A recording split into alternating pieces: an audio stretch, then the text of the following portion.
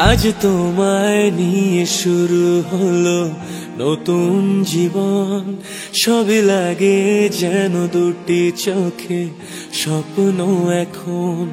আজ তোমায় নিয়ে শুরু হলো নতুন জীবন, সবই লাগে যেন দুটি চোখে স্বপ্ন এখন।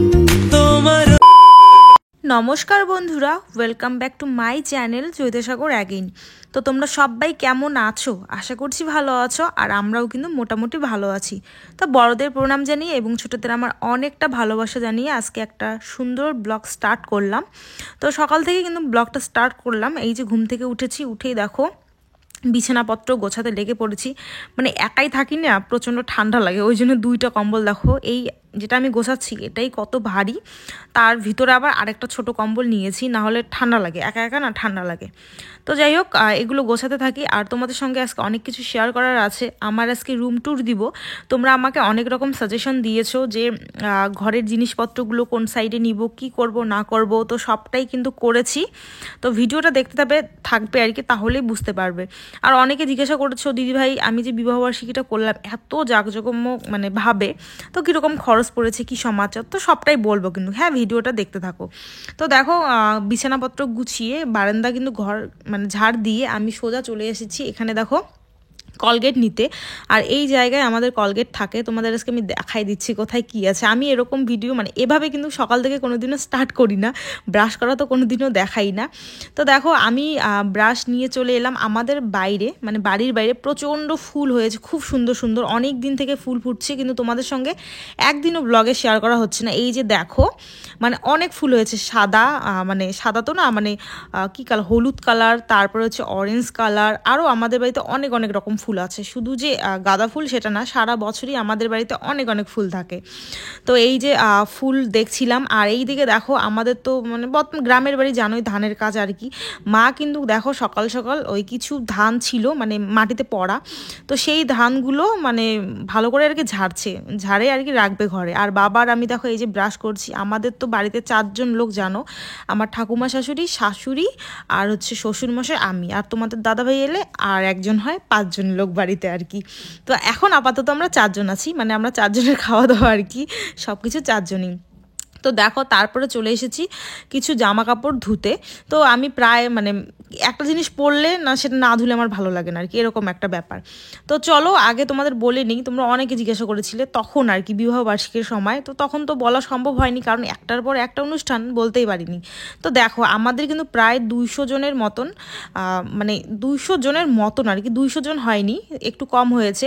তো 150 জনের অ্যারেঞ্জমেন্ট ছিল, প্রায় টানটুন 200 জন হয়েছে আর কি। হ্যাঁ, তো 200 মানে ওরকম 200 জনের লোকের খাওয়ার কত টাকা লাগতে পারে, যেমন আমাদের পাঁঠার মাংস হয়েছে, মাছ হয়েছে, তারপরে হচ্ছে তোমার ডাল, পাঁপড় ভাজা, চাটনি, মিষ্টি, দই, পোলাও, হ্যাঁ আর কি বাদ দিলাম, মুড়িঘণ্ট। তো এত কিছু আইটেম হয়েছে, তোমরা মানে করবে যে কত টাকা লাগে। তার মধ্যে বাড়ির ভিতরে প্যান্ডেল হয়েছে, আবার খাওয়ার জায়গায় এক্সট্রা, মানে যেখানে পাশে আমরা খাইয়েছি সেখানে কিন্তু এক্সট্রা প্যান্ডেল হয়েছে। আবার ওই যে ফুলের সাজ মানে স্টেজ করেছি, তোমরা জানোই। আবার মাইক, 2 দিন মাইক ভাড়া ছিল। তারপরে হচ্ছে তোমার পার্লার ছিল, তারপরে হচ্ছে ক্যামেরাম্যান ছিল। তো আর কি, আর রান্নার লোক ছিল, আবার রান্নার লোক আনতে হয়েছে এক্সট্রা করে। তো এত কিছু ছিল, তার মধ্যে তো আমার ড্রেস, তোমাদের দাদাভাইয়ের ড্রেস, তো এত কিছু মিলিয়ে তোমরা গেস করতে পারো যে কত টাকা লেগেছে। মানে অনেক অনেক টাকা লেগেছে, বাজেট পুরো ফেল। মানে ভেবেছিলাম যে 50,000-এর মধ্যে হবে, কিন্তু পুরো কিন্তু বলে নিচ্ছি যে প্রায় 1 লাখের কাছাকাছি চলে গেছে এত কিছু করতে। সোনাদানা তো এক্সট্রা আলাদা। এখন যে মানে এখন যে জিনিসের মানে দাম কি বলবো আর তোমাদের, জানোই তো। তো যাই হোক, প্রথম বিবাহবার্ষিকী তোমাদের দাদাভাই ছিল, তার জন্যই কিন্তু খুব বড় সড়ো করে করেছি। তোমরা ভিডিও তো সবাই দেখেছো যে কীরকমভাবে জাঁকজমক করে করা হয়েছে। তো যাই হোক, নেক্সট পরের বার এখন তোমাদের দাদাভাইকে পাই কি না পাই, ওই জন্যই ভাবলাম প্রথম বছর পেয়েছি, পুরো ভালো করে নিই। বিয়েতে আর কি, বউ ভাতে যেগুলো আমার স্বপ্ন পূর্ণ করা ছিল, সেই স্বপ্নগুলো আমি এবার বিবাহবার্ষিকীতে পূর্ণ করেছি। ফার্স্ট বিবাহবার্ষিকীতে আমার ইচ্ছে ছিল ফৌজি পাবো, তাহলে একটা রয়্যাল এনফিল্ড গাড়ি হলে ভিডিও শ্যুট করতে পারবো, ফটোশ্যুট করতে পারবো, সেটাও আমার মানে সম্পূর্ণ হয়েছে। তারপরে বউ ভাতের দিন নাচ করা হয়নি, তো সেই নাচ করাটাও সম্পূর্ণ হয়েছে। প্লাস ভাত কাপড়টা আমার যেহেতু বিয়ের পরের দিনই বউ ভাত ছিল, তো তার জন্য ওইটুক টাইমের মধ্যে আর অত ভালো করে করা হয়নি, ফটো ওঠা হয়নি। তো যাই হোক, এবার ওই জিনিসটা আমি ভালো করে করতে পেরেছি, মানে সব ফটো আছে, সব আস্তে আস্তে শেয়ার করবো তোমাদের সঙ্গে। তো অনেক কিছু যেগুলো আমি বউ ভাতে করতে পারিনি, সত্যি কথা বলতে সব করেছি। এখন পরের বছর বিবাহবার্ষিকী হবে কি হবে না জানি না, তবে দেখি পরের বছর হলে হবে, না হলে নেই, আমার আক্ষেপ নেই, কারণ ফার্স্ট অ্যানিভার্সারি আমি অনেক ভালো করেছি, এই হচ্ছে ব্যাপার। তো দেখো, আমি কিন্তু তোমাদের সঙ্গে কথা বলতে বলতে অনেক কাজবাজ সেরে নিয়েছি, আর এগুলো কিন্তু আমার প্রত্যেক দিনের কাজবাজ। অনেকে বলে যে আমি জাস্ট ভিডিও করার জন্য মানে কাজ করি, কিন্তু না, এসে দেখবে যে এগুলো যা কাজ করছি টোটাল কাজ আমি করি। আর যেহেতু আমি বাড়ির বউ, আমি কিন্তু সকালবেলার বাসি কাজটা হয়ে ওঠে না, করতে পারি না, আমার শাশুড়িই করে। প্লাস রান্না যেটা মেন রান্না, দুপুরবেলা আমাদের রান্না হয়, আর রাত্রেবেলা ধরো ভাত হলে ভাত, রুটি হলে রুটি, তো এই দুইটা জিনিস আমি করি, আর টুকটাক পূজা করি। যেটা আর কি একটা বাড়ির বউয়ের করা উচিত, রান্নাটা, সেটা কিন্তু আমি করি। আর সকালের বাসি কাজটা আমার মানে কোনোদিন হয় না, বেশিরভাগই কিন্তু আমার শাশুড়ি মাই করে। তো দেখো, আমার কিন্তু রান্নাবান্না মোটামুটি কমপ্লিট হয়ে গেল। আর এই যে দেখো, রান্নাবান্না কমপ্লিট হওয়ার পর সব কিছু ঝেড়ে মুছে রাখছি। আর আমাদের রান্নাঘর কিন্তু মোটামুটি এখনও ভালো আছে। তোমরা অনেকে বলো রান্নাঘরটা কেমন হয়ে গেছে, খারাপ হয়ে গেছে, কিন্তু না, এখনও ভালো আছে।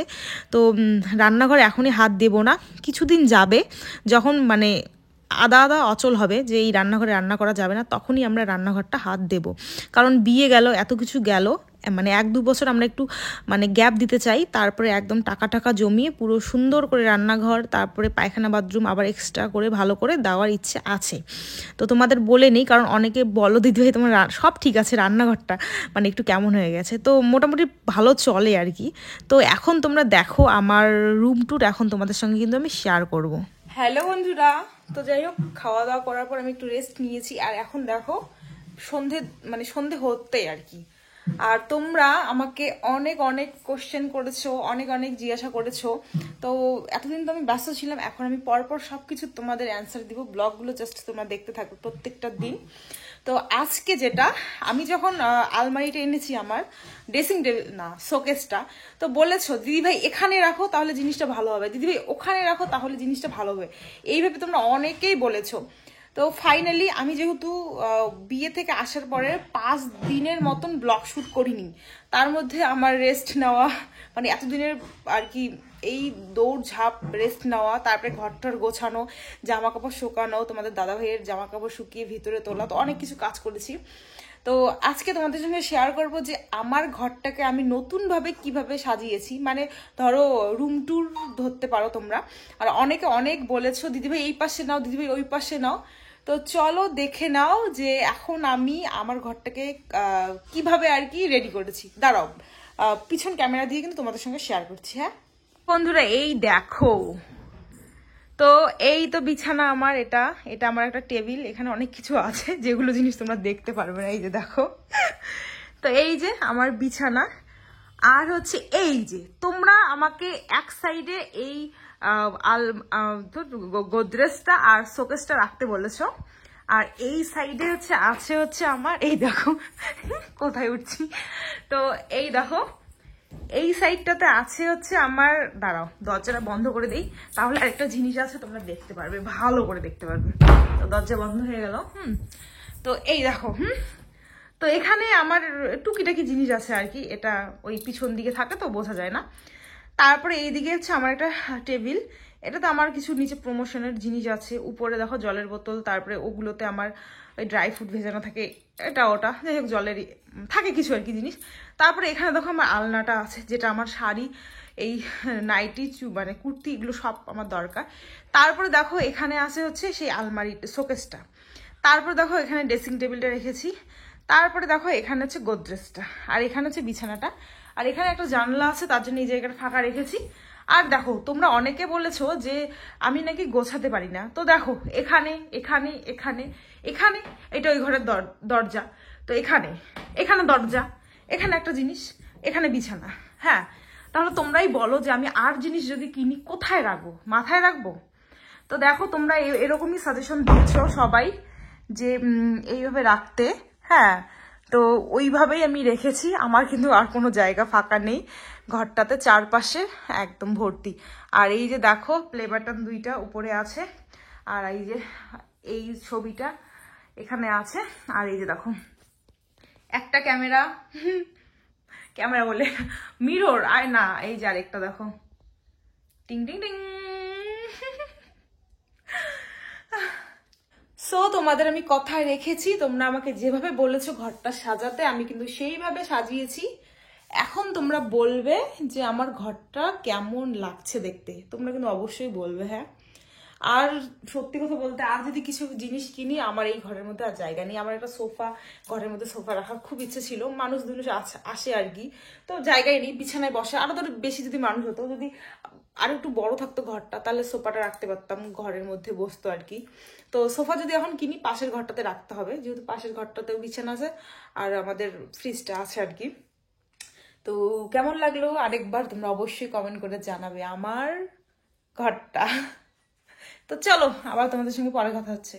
সত্যি কথা বলতে বন্ধুরা, আমি কিন্তু ঘরঠর মানে অত মানে যে একদম সেই পরিপাটি করে কিন্তু গোছাতে পারি না। এখন তোমাদের আমি রুম ট্যুরটা দিয়ে দিলাম, এখন তোমরা বলবে যে আর কি কি খামতি আছে আমাকে। হ্যাঁ, তো সেগুলো আমি চেষ্টা করব ঠিক করার। তাহলে যেহেতু আমি অত একটা ভালো জানি না ঘর কিভাবে মানে কোন সাইডে কি রাখবো গোছাবো, তো তোমরা বললে অবশ্যই ভালো হবে। আর বলেছো যে আমাকে জানালার পর্দাগুলো চেঞ্জ করার জন্য, কিন্তু এখন আর আমি জানালার পর্দাগুলো চেঞ্জ করব না। কোনো কিছু যদি অনুষ্ঠান লাগে তবেই চেঞ্জ করব, না হলে ওগুলোই থাকবে। আর এক্সট্রা যদি কিছু চেঞ্জ করার থাকে তোমরা বলবে অবশ্যই, আমি চেষ্টা করব চেঞ্জ করার জন্য। তারপরে এই দেখো রাত্রিবেলা বললাম না যে রুটি রাত্রি হয়, না হলে ভাত হয় আর কি। তো এই যে দেখো রুটি করব এখন আর কি। তাও শাশুড়ি মাও এসেছে, কারণ ঠাকুমা ভাত খায়, ঠাকুমা কিন্তু রুটি খায় না। তো ঠাকুমার জন্য কিন্তু এক্সট্রা করে রাত্রিবেলা করে আমাদের ভাত করতে হয়। তো ঠাকুমার জন্য আমরা ভাত করি এক্সট্রা করে অল্প, ঠাকুমা যেটুকু খায়। আর মা কিন্তু ভাত খায়, মা হচ্ছে রুটি খেতে পারে না। আর বাবা আমি কিন্তু রাত্রে করে রুটিই খাই। এই যে দেখো আজকে মানে রুটিও করেছি, প্লাস আমার এই গোলা পিঠা খেতে খুবই ইচ্ছে করছিল মার আর আমার। তো দেখো মা আর আমি দুজনে মিলে এই যে গোলা পিঠা আর খাবো। তো চলো বন্ধুরা, আজকে ভিডিওটা এই পর্যন্ত রাখলাম। কেমন লাগলো ভিডিওটা অবশ্যই কমেন্ট করে জানাবে, ভালো লাগলে তো অবশ্যই লাইক কমেন্ট এবং সাবস্ক্রাইব করে দিল। তো চলো আজকের মতন টাটা, আবার নেক্সট ভিডিওতে কিন্তু দেখা হচ্ছে।